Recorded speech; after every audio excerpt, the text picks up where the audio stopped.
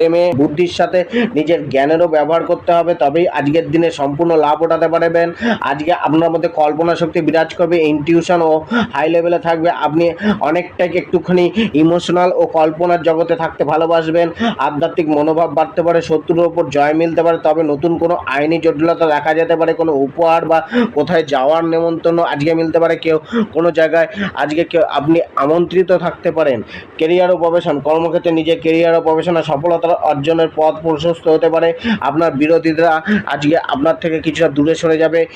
জবে পরাক্রমতা বাড়বে, কোনো কিছু হাসিল করতে চাইবেন, বিবাদকে এড়িয়ে চলতে হবে। সম্মুখ ব্যক্তির সাথে স্মার্টলি কথাবার্তা বলতে হবে এবং নিজের লাভকে হাসিল করে নিয়ে আসতে হবে। ব্যবসায় আজ ইনভেস্টমেন্ট লাভ দেবে।